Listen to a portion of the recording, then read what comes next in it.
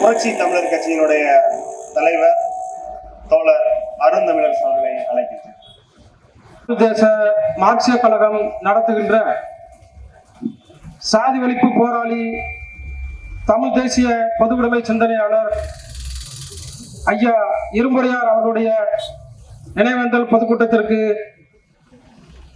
தலைமை பொறுப்பேற்று இங்கே நடத்தி கொண்டிருக்கக்கூடிய மதிப்புக்குரிய தோழர் தமிழ் தேசிய மார்க்சிய கழகத்தினுடைய ஒருங்கிணைப்பாளர் தோழர் உதயசங்கர் அவர்களே, இந்த நிகழ்ச்சிக்கு முன்னிலை வகித்துக் கொண்டிருக்கக்கூடிய மதிப்புக்குரிய தோழர்கள் பாண்டிக்குமார், தோழர் பிரதீப், சவுந்தர பாண்டியன், அருண் பாண்டியன், பாண்டீஸ்வரன் அவர்களே, மற்றும் இந்த நிகழ்ச்சிக்கு சிறப்பு செய்கின்ற வகையில் இங்கு சிறப்புரையாற்ற வருகை தந்திருக்கக்கூடிய மதிப்புக்குரிய ஐயா தமிழ் தேசிய விடுதலை இயக்கத்தின் ஐயா தியாகு அவர்களே, மதிப்புக்குரிய தோழர் தமிழ் தேசிய மக்கள் முன்னணி தலைவர் பொழிலன் அவர்களே,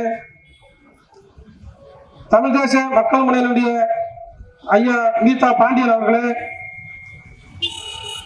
மக்கள் தமிழகம் கட்சியினுடைய தலைவர் தோழர் நிலவுலகன் அவர்களே, மற்றும் இங்கே இந்த பொதுக்கூட்டத்திற்கு கலந்து கொண்ட அனைவருக்கும் நான் சார்ந்திருக்கக்கூடிய புரட்சி தமிழர் கட்சியின் சார்பாக பணிவான வணக்கங்களை, மாலை நேர வணக்கங்களை உரித்தாக்கிக் கொள்கிறேன். தமிழ் தேசிய மார்க்சிய கழகம் என்பது இங்கு ஒடுக்கப்பட்ட மக்களுக்கு, தாழ்த்தப்பட்ட மக்களுக்கான ஒரு இயக்கம் அல்ல. மாறாக ஐயா இரும்புரையார் அவர்கள் கண்ட கனவு என்னவென்றால், இங்கு சாதி ஒழிந்த தேசமாக தமிழ் தேசம் படைக்க வேண்டும் என்று சொன்னால் இங்கு சாதியை முதலில் ஒழித்து கட்டாக வேண்டும். அந்த சாதியை ஒழித்து கட்டினால்தான் இங்கு தமிழ் தேசியம் மலரும் என்பது போன்ற செயல்பாடுகளில் புரட்சியாளர் அம்பேத்கர், தந்தை பெரியார், பேரரசன் கார்ல் மார்க்ஸ் அவருடைய கொள்கை வழியில் செயல்பட்டவர்கள் தான் ஐயா இரும்புரையார் அவர்கள். ஐயா இரும்புரையார் அவர்களை பற்றி ஒரு செய்தியை இங்கு நான் சொல்ல கடமைப்பட்டுள்ளேன். ஏன் என்று சொன்னால், எனக்கு தற்பொழுது 47 வயதாகிறது. எனக்கு 13 வயது இருக்கும் பொழுது ஐயா இரும்புரையார் அவர்கள் பெரியகுளம் சட்டமன்ற தொகுதியிலே பாட்டாளி மக்கள் கட்சியின் சார்பாக இங்கே வேட்பாளராக நிறுத்தப்படுகிறார். இங்கே வேட்பாளராக நிறுத்தப்படும் பொழுது அவர் தொடர்ந்து மக்கள் பணி செய்து சாதியற்ற தமிழ் தேசம் மலர வேண்டும் என்பதற்காக அன்றைய காலகட்டங்களிலே தொடர்ந்து அவர் மக்கள் பணி செய்து வந்தது எல்லாருக்கும் தெரியும். அதுபோன்ற அந்த காலகட்டங்களிலே ஐயா அவர்கள் சட்டமன்ற உறுப்பினராக, சட்டமன்ற வேட்பாளராக பாட்டாளி மக்கள் கட்சியிலே நிறுத்தப்பட்டிருந்த போது அள்ளிநகரம் பகுதியிலே வாக்கு சேகரிப்பதற்காக ஐயா அவர்கள் வந்த பொழுது அவருக்காக யானை சின்னத்தில் ஓட்டு கேட்டு சென்றதுல நானும் ஒருத்தர். என்னுடன் சேர்ந்து அள்ளிநகரம் பகுதியில் இருக்கக்கூடிய இளைஞர்கள், சிறுவர்கள் அனைவரும் வந்திருந்தார்கள். ஆனா இதெல்லாம் நான் இங்க ஏன் வந்து சொல்றேன்னா, இன்னைக்கு இதே இடத்துல ஒரு அரசியல் கட்சி நடத்தணும்னா தோழர் சவுந்தரபாண்டியன் சொன்னது போல கரவேட்டியை கட்டி கொண்டு ஹோட்டலுக்கும் கோழி பிரியாணிக்கும் கூடுற கூட்டத்தை காட்டிலும் இங்கே கூடியிருக்கிற கூட்டம் மிகப்பெரிய ஒரு மாற்றத்துக்கு உண்டான ஒரு மிகப்பெரிய சக்தி என்றுதான் நான் சொல்ல வேண்டும். அந்த அளவுக்கு ஒரு மாற்றத்தை உருவாக்குவதற்காக ஒரு அடித்தளத்தை உருவாக்குகிறார் ஐயா இரும்புரையார் அவர்கள். அந்த காலத்திலே அள்ளிநகரம் பகுதியில் அவர் வாக்கு சேகரித்து வந்த பொழுது அந்த பகுதியிலே சாதி ஆதிக்கத்தை எதிர்த்து சாதி திமிர் பிடித்த அந்த நபர்கள் வாக்கு கேட்டு சென்ற எங்களை எல்லாம் அடித்து விரட்டினார்கள். அதில் என் கூட வந்திருந்த சிவானந்தம் என்ற ஒரு சிறுவனுக்கு மண்டை உடைந்து மிகப்பெரிய அளவில் காயமானது. அப்பொழுதெல்லாம் தேனி காணாவளுக்கு அரசு மருத்துவமனையில கிடையாது. தேனி பழைய ஜிஹெச் ரோட்ல இருக்கக்கூடிய ஆஸ்பத்திரி தான் பெரிய ஆஸ்பத்திரி தேனி மாவட்டத்துக்கு. அங்க அந்த அடிபட்ட சிறுவனை வந்து மருத்துவமனையில சிகிச்சைக்காக சேர்த்திருக்காங்க. ஐயா அவர்கள் வராது, வந்து என்னப்பா நடந்துச்சு அப்படின்னு சொல்லி எங்கிட்ட எல்லாம் கேட்கிறாரு. எனக்கு நல்லா நினைவு இருக்கு. என்கிட்ட கேட்கிறாரு. அப்ப நாங்க நடந்த விஷயத்த சொல்றோம். ஐயா நாங்க ஓட்டு கேட்டு போனோம், நீங்களாம் எப்படி ஓட்டு கேட்டு வந்து எங்க பகுதிக்குள்ள வரலாம்னு சொல்லி அங்க இருக்கக்கூடிய ஆதிக்க சாதியினர் வந்து எங்களை அடிச்சு விரட்டி இருக்காங்க அப்படின்னு சொல்லும் போது அப்ப அவர் சொல்றாரு, நீங்க ஏன் வந்து பதில் தாக்குதல் நீங்க நடத்தலையான்னு கேட்கிறாரு. இல்லைங்க, நாங்க வந்து ரொம்ப வயசு கம்மியான ஆளுங்க, எங்களை காட்டிலும் பெரிய பெரிய ஆளுங்களா வந்திருந்தாங்க அப்படின்னு நாங்க சொல்றோம். அப்ப அவர் அந்த இடத்துல சொல்றாருங்க, உங்களை எந்த ஒரு தலைவனும் அப்படி சொல்ல மாட்டாங்க. அவர் அன்னைக்கு 13 வயசுல எனக்கு சொன்ன வார்த்தை இன்னும் வேதவாக்கா நாங்க வந்து மனசுல ஏந்திக்கிட்டு நாங்க வந்து இன்னைக்கு வரைக்கும் அவருடைய கொள்கையில வந்து பின்பற்றி நாங்க செயல்பட்டு இருக்கிறோம். உன்னை ஒருத்தர் அடிக்கிறியான்னா அவனை திருப்பி அடி, அது தப்பே கிடையாதுன்னு சொன்னார். ஏன்னா ஒரு புழுவா இருந்தாலும் கூட, ஒரு புழுவை வந்து இன்னைக்கு ஒரு குத்தி குச்சியில வந்து ஒரு கம்பளை குத்தி கொண்டா கூட அந்த ஒரு பதில் தாக்குதல் நடத்த அந்த புழு கூட அது வன்கொலை ஆகலன்னு சொன்னாரு. அது மாதிரி உன்னை வந்து எளியவன் நினைச்சு உன்னை ஒருத்தர் அடிக்கிறியா, உன்னை ஒருத்தர் ஒடுக்குறேன்னா அவனை நீ திருப்பி அடி, அது தப்பே கிடையாதுன்னு சொன்னாரு. அந்த வழியில இன்னைக்கு வரைக்கும் இந்த சாதி ஆணவத்திற்கு எதிராக, இந்த சாதிய படுகொலைகளுக்கு எதிராக, இந்த சாதிய வன்கொடுமைகளுக்கு எதிராக தொடர்ந்து நாங்கள் களமாடி கொண்டிருக்கிறோம். அந்த வகையில இன்னைக்கு தமிழ் தேசிய மார்க்சிய கழகம் தொடர்ந்து தோழர் பாண்டிக்குமார் அவர்கள் சொன்னது போல பெரியகுளம் பகுதியிலே புரட்சியாளர் அம்பேத்கருடைய பிறந்த நாள் விழா மிக எழுச்சியோடு லட்சக்கணக்கான மக்கள் வந்து திரண்டாங்க, வந்து அஞ்சலி செலுத்துறதுக்காக ஒண்ணு கூடுறோம். அப்ப அங்க இருக்கக்கூடிய காவல்துறை வந்து என்ன திட்டமிடுது, ஒடுக்கப்பட்டவன் அரசியலா திரண்டக்கூடாது, அரசியலா திரண்டாம இவனை ஒடுக்கிறதுக்கு அடக்கிறதுக்கு என்ன செய்யணும்னா ஏதாவது ஒரு திட்டமிடல, ஏதாவது ஒரு செஞ்சு இந்த கூட்டத்தை கலைக்கல அப்படி திட்டமிட்டு அங்க இருக்கக்கூடிய சங் பரிவார கும்பல்களை தூண்டி விட்டு அந்த இடத்துல மிகப்பெரிய கலவரத்தை நடத்திச்சு இந்த காவல்துறை. இது அப்பட்டமா பெரியகுளம் அறிக்கை என்ற அந்த ஒரு புத்தகத்திலே தோழர் மதியவன் அவர்கள் எழுதிய அந்த புத்தகத்துல அந்த செய்தி இருக்கு. ஆனா இது எல்லாம் தொடர்ந்து காவல்துறை வந்து இங்க நெருக்கடி கொடுத்துக்கிட்டு தான் இருக்கு. அந்த பகுதியில் கூடிய ஒடுக்கப்பட்ட மக்களை அவ்வளவு தொடர்ந்து துன்புறுத்தினாங்க, அடிச்சு விரட்டினாங்க. யாருமே வீட்டுகள்ல நிம்மதியா இருக்க முடியல. ஒரு தோட்டத்துக்கள்லயும் காடுகள்லயும் போய் ஓடி ஒழிச்சுக்கிட்டு இருந்தாங்க. நானும் தோழர்கள் எல்லாரும் சேர்ந்து போய் அந்த பகுதியில் மக்களை சந்திச்சு பார்த்து பேசி அவங்களுக்கு ஆறுதல் சொல்லி தைரிய வார்த்தை சொல்லி தொடர்ந்து நீங்க இருங்க, உங்களுக்காக நாங்க நிற்போம், தொடர்ந்து நிற்போம், உங்களுக்கு நீதி கிடைக்கும் வரை நாங்க நிற்போம்னு சொல்லி நிக்கிறோம். பீஸ் கமிட்டி நடக்குது. பீஸ் கமிட்டி நடக்கும்போது அனைத்து கட்சி தோழர்களும் வந்திருந்தாங்க. வந்திருக்கும் போது பாத்தீங்கன்னா அங்கேயும் வந்து ஆளுங்கட்சியில இருக்கக்கூடிய இன்னைக்கு எம்பி இருக்கக்கூடிய தலைவர் தோழர் எம்பி அவர்கள் வந்து பேசுற வந்த உடனே எல்லாரும் ஏறி அவர்களும் வழிவிட்டாங்க. நாங்க உட்கார்ந்துருந்தோம். உட்கார்ந்து எங்களுடைய கோரிக்கையை எப்படி வலியுறுத்தணுமோ அந்த கோரிக்கையை வந்து சரியா வந்து தோழர் மதியவன் அவர்கள் அந்த இடத்துல வலியுறுத்தினார். அப்ப இது போன்ற விஷயங்கள் எல்லாம் வந்து நான் ஏன் இந்த இடத்துல சொல்றேன்னா, இது மட்டும் இல்ல, இன்னும் சொல்ல போனா இப்ப சமீபத்துல ஒரு 6 மாசத்துக்கு முன்னாடி கேஜிப்பட்டி பகுதியில ஈஸ்வரன் என்ற ஒரு விவசாயி வந்து அங்க இருக்கக்கூடிய வனத்துறையினர் வந்து சுட்டு படுகொலை செஞ்சாங்க. அப்ப அந்த சுட்டு படுகொலை செய்யும் போது அவரு நீதி கேட்டு அவருடைய குடும்பத்தார் வந்து கலெக்டர் அலுவலகத்துல போராட்டத்தில் உட்காந்துருக்காங்க. அவங்களுக்கு வழிமுறையே தெரியல, நம்ம எப்படி போய் கலெக்டர் அணுகிறது, யாரை கேட்கறது, என்ன செய்யறது எதுவுமே தெரியல. அந்த நேரத்துல உண்மையிலே நானும் தோழர்கள் எல்லாம் மதியவன் தோழர், சமுத்திரவட்டியன் தோழர் எல்லாம் நாங்க போய் அந்த இடத்துல இருந்து அந்த மக்களுக்கு வழிமுறைகளை சொல்லி நீதி கிடைக்கிறதுக்காக தொடர்ந்து மாவட்ட ஆட்சியாளர்கிட்டையும் காவல்துறையிட்டையும் வந்து நாங்க சொல்றோம். அப்ப அங்க இருக்கக்கூடிய காவல்துறை சொல்றாங்க, இறந்தவர் ஒரு கல்லூரி சமூகத்தை சேர்ந்தவர், ஒரு பிற்படுத்தப்பட்ட சமூகத்தை சேர்ந்தவர், நீ ஏன் இங்க வர்ற அப்படின்னு கேட்கிறாங்க. அப்ப நீ ஏன் வர்ற அப்படின்னா அவங்க எந்த பார்வையில காவல்துறை பாக்குறாங்கன்னா, இது ஒடுக்கப்பட்டவன், இது தாழ்த்தப்பட்டவன், நீ ஏன் அங்க வர்ற, சட்டத்தை வந்து ஒரு பிற்படுத்தப்பட்டவன் தானே, கல்லூரி சமூகத்தை சேர்ந்தவன் தானே, நீ ஏன் இங்க வர்றன்னு கேட்கிறாங்க.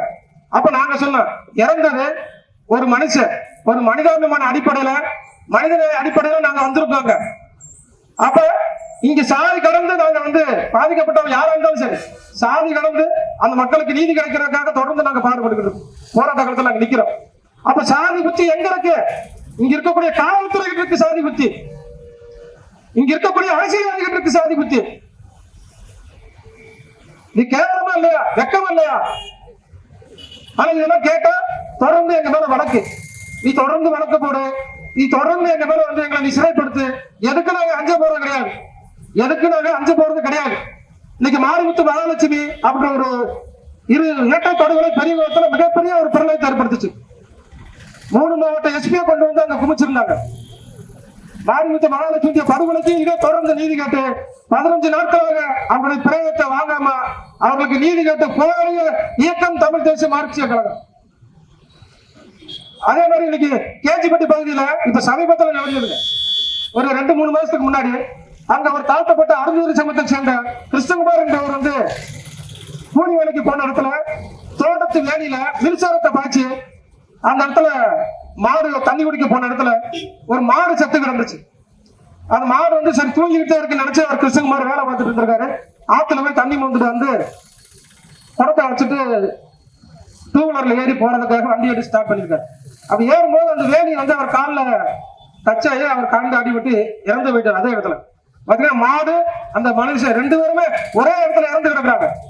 ஆனா அங்க இருக்கக்கூடிய அந்த சாதி திமிர் படைச்ச அந்த ஆதிக்க சாதியினர் என்ன சொல்றாங்க, அந்த மாட்டுக்கு 5 லட்சம் தராங்களாம், மாட்டுக்கார உரிமையாளருக்கு 5 லட்சம் தராங்களாம், இறந்த கிறிஸ்துவருக்கு 2 லட்சம் தரான் இல்ல 1 லட்சம் தரான், வாங்கிட்டு ஓடி போயிரு. இது பேரம் பேசுறாங்க. இது எவ்வளவு ஒரு கேவலமான விஷயம், இது ஒரு மனிதாபிமானமற்ற செயலா இருக்கு. அப்ப இந்த விஷயத்துக்கும் தொடர்ந்து காவல்துறை வந்து அங்க இருக்கக்கூடிய ஆதிக்க சாதியினருக்கு தொடர்ந்து ஆதரவு கொடுத்துட்டு இருக்காங்க. அதே இடத்துலயும் தொடர்ந்து நாங்களே களமாடி தமிழ் தேசிய மார்க்சிய கழகத்தோடு சேர்ந்து பல்வேறு தோழர்கள் தோழமை இயக்கங்கள் இங்க வந்திருக்கிறாங்க. அத்தனை பேர் நீதி கேட்டு நாங்க போராடணும். இது இல்லாம போடியில இதெல்லாம் நான் ஏன் சொல்றேன்னா பின்னாடி நான் சொல்ல வரேன். இது ஒவ்வொரு நடந்த விஷயம், சின்ன சின்ன விஷயமா ஒவ்வொரு குறிப்பா நான் சொல்லிட்டு இருக்கேன். போடியில ஒரு பள்ளிக்கூடத்துல படிக்கிற 10ஆம் கிளாஸ் படிக்கிற ஒரு மாணவி, ஒரு தாழ்த்தப்பட்ட சமூகத்தை சேர்ந்த அந்த மாணவி, அந்த பொண்ணுக்கு வந்து ஒரு தூக்கமின்மை பிரச்சனை இருக்கு. ஒரு தூக்கமின்மை பிரச்சனை இருக்குன்னா எப்படி சொல்ல, ஒரு வாரத்துக்கு 10 நாளைக்கு கூட இரவும் பகலும் அந்த பொண்ணு தூங்காது. அப்படி ஒரு வியாதி அந்த பிள்ளைக்கு இருக்கு. ஆனா ஒரு டேப்லெட் ஒரு மாத்திரை சாப்பிட அந்த குழந்தை, அந்த மாத்திரை சாப்பிட்டாக்க அந்த குழந்தை வந்து கொஞ்சம் வீரியமா எந்திரிச்சு உட்காந்து படிக்கும், எல்லாமே செய்யும். அப்ப அன்னைக்கு ஒரு நாளைக்கு வந்து அந்த மாத்திரை போடாம போயிடுச்சு. அப்ப அங்க இருக்கிற டீச்சர் என்ன சொல்றாங்க, என்னடி மாடு மாதிரி மந்துன்னு இருக்க, மாட்டுக்கறியை தின்ட்டு வந்துட்டாடியே, மாட்டுக்கறியை திங்கிற உடனே எதுக்கடி படிப்புன்னு கேட்டிருக்கு. அப்ப அந்த பொண்ணுக்காக நீதி கேட்டு போராடி எஸ்பி அலுவலகத்தை முற்றுகை போராட்டம் பண்ணி சிறை சென்ற தோழர்கள், இங்க இருக்கக்கூடிய தமிழ் தேசிய மார்க்சிய கழகத்தின் தோழர்கள், புரட்சி தமிழர் கட்சி தோழர்கள், ஆதித்தமிழர் பேரவை தோழர்கள், ஆதித்தமிழர் கட்சி, RSP கட்சி தொடர்ந்து நாங்க போராட்ட காலத்தில் நின்று இன்னைக்கு 12 தோழர்கள் மீது வழக்கு இருக்கு. இதெல்லாம் நான் ஏன் இங்க சொல்ல வரேன்னா, ஐயா இருமுறை மாணவர்கள் நாங்களே இன்னைக்கு ஒரு தவறு செய்தால் அதை தெரிந்து செய்தால் அவன் தேவன் என்றாலும் விட மாட்டேன் என்று ஒரு சினிமா பாடத்துல ஒரு வரி வரும். அந்த வரி கேட்டவர்கள் இன்னைக்கு தேனி மாவட்டத்துல மிகப்பெரிய ஒரு மாற்றத்தை, சாதி ஒழிந்த தேசமாக தமிழ் தேசியத்தை கட்டி அமைக்கணும்னு சொல்லிதான் இன்னைக்கு இந்த இயக்கம் தொடர்ந்து செயல்பட்டு இருக்கு அப்படின்றத நாங்க சொல்ல வரோம். ஏன்னா ஐயா இரும்படியார் அவருடைய மாணவர்கள் நாங்களே இந்த அளவுக்கு தப்பு செஞ்ச, அது போலீஸா இருந்தாலும் சரி, போலீஸ் கண்ணில் விரல விட்டு ஆட்ட அளவுக்கு போலீஸ் சட்டம் வந்து எல்லாத்துக்கும் பொதுவானது தான், எல்லாத்துக்கும் பொதுவானது. அந்த அடிப்படையில தான் இன்னைக்கு நாங்க தொடர்ந்து செயல்பட்டு இருக்கோம். ஆனா யாருமே செய்யாத, எந்த இயக்கமும் செய்யாத இந்த செயல்களை இங்க இருக்கக்கூடிய ஒரு 10 தோழர்கள் தான் வந்து 10 நபர்கள் தான் தொடர்ந்து செய்யறாங்க. நீங்க என்னத்த கிழிச்சிருவாங்க, என்னத்த பண்ணிடுவாங்க அப்படின்னு சொல்லி எங்களை ஏளனமா நினைக்கிற இந்த காவல்துறைக்கு தொடர்ந்து நாங்க எச்சரிக்கையா இந்த இடத்துல ஒண்ணு சொல்ல கடமைப்பட்டிருக்கோம். நீ எத்தனை வழக்குகள் போட்டாலும் சரி, எத்தனை சிறைகள் எங்களை வந்து நீ அடைச்சாலும் சரி, எதுக்கு நாங்க இங்க அச்ச போறது கிடையாது. இன்னும் சொல்ல போனா என்னையெல்லாம் என்கவுண்டர்ல வந்து என்னை வந்து சுடுறதுக்கெல்லாம் இங்கெல்லாம் திட்டமிட்டு இருந்தார். இதுக்கு முன்னாடி இருந்த பாலகிருஷ்ணன் எஸ்பி, இந்த பாலகிருஷ்ணன் எஸ்பி வந்து, ஏன்னா நாங்க இதே மாதிரி சமரசம் இல்லாம போராடலாம், சாதி ஆதிக்கத்திற்கு எதிராக சமரசம் இல்லாம போராடுறதுனால என்னையெல்லாம் வந்து வரசநாடு பகுதியில நக்சலைட் தீவிரவாதிகளோட சேர்த்து எனக்கெல்லாம் யூனிஃபார்ம் அளவெல்லாம் எடுத்துட்டாங்க. இந்த பச்சை கலர் நீல கலர்ல அளவெல்லாம் எடுத்து கொண்டு போய் என்னை பிடிச்சி தூக்கிட்டு போய் அங்க சுட்டு கொள்றதுக்கு ஏற்பாடு பண்ணிட்டாங்க. அதே எஸ்பி பாலகிருஷ்ணன் கூட இருந்த, அவர் பேர் இந்த இடத்துல சொல்ல விரும்பல, ஒரு காவல்துறை அதிகாரி தான் வந்து என்னை கூட்டு போய் சொல்றாரு, அருந்தமிழரசி இங்க வாங்க. அவர் 1 நிமிஷம் தான், 60 செகண்ட் தான் இந்தியா பேசுறாரு. உங்களை வந்து ஹிட் லிஸ்ட்ல வச்சிருக்காங்க, எந்த நேரத்துல உங்களை வந்து சுடுவாங்க, உங்களை கொல்லுவாங்களே தெரியாது, நீங்க சுதாரிச்சுங்க அப்படின்னு சொல்லிட்டு அவ்வளவுதான். ஒரு 60 செகண்ட் கூட இல்ல, அவ்வளவு ஒரு 5-10 செகண்ட் சொல்லிட்டு சடசடன்னு போயிட்டாரு. அந்த நேரத்துல பாத்தீங்கன்னா காவல்துறை எங்க வீட்டெல்லாம் அடிச்சு நொறுக்குனாங்க. எங்க வீட்டுல இருக்கக்கூடிய தமிழ் தேச தலைவர் பிரபாகரனுடைய படத்தை கிழிச்சாங்க, புரட்சியாளர் அம்பேத்கர் தந்தை பெரியாருடைய படத்தை கிழிச்சு காலில் ஓட்டு மிதிச்சேன். ஏன்னா வெறும் ஒரு தீவிரவாதிகளுடைய படத்தை பூரா வச்சிருக்கேன். என் பெத்த தாயில உட்காந்துருக்கு பொதுக்கூட்டத்துல, என் பெத்த தாய்க்கு வேசி பட்டம் கட்டினே காவல்துறை. என்ன வீட்டுல எத்தனை தலைவலி வச்சிருக்கேன், எங்க வீட்டுல பேரன் பேத்திங்க எல்லாம் நிறைய இருப்பான், நாங்க அண்ணன் தம்பிங்க 4 பேர் பேரன் பேத்திங்க எல்லாருமே மொத்தமா இருப்பான். என் பெத்த தாய்க்கு வேசி பட்டம் கட்டினே காவல்துறை. எதுக்கு நாங்க அஞ்ச மாட்டோம். இதெல்லாம் நான் ஏன் சொல்றேன்னா என் மனசுல இருக்கக்கூடிய வேதனை. அப்ப நாங்களே இரும்புறையருடைய மாணவர்கள், இரும்புறையுடைய பிள்ளைகள், நாங்களே இந்த அளவுக்கு தொடர்ந்து இந்த சமூக நீதிக்கு எதிராக சமூக அநியாயத்தை தட்டி கேட்கறதுக்கு தொடர்ந்து நாங்க நிக்கிறோம்னா ஐயா அவர்கள் எந்த அளவுக்கு செயல்பட்டு போறாங்கன்றத எனக்கு அடுத்தாக பேசக்கூடிய தலைவர்கள் வந்து தெளிவாக சொல்லுவாங்க. எனவே சாதி ஒழிந்த தேசமாக தமிழ் தேசம் படைத்தன. இங்கே நாம் அனைவரும் ஒன்று கூடுவோம். தோழமை இயக்கங்கள் இங்கே வருகிறக்கூடிய தாய்மார்கள், இளைஞர்களுக்கு அனைவருக்கும் மீண்டும் ஒரு முறை நெஞ்சார்ந்த வணக்கத்தை தெரிவித்துக் கொண்டு எனக்கு பேச வாய்ப்பளித்த தோழர்களுக்கு நன்றி கூறி விடைபெறுகிறேன். நன்றி, வணக்கம்.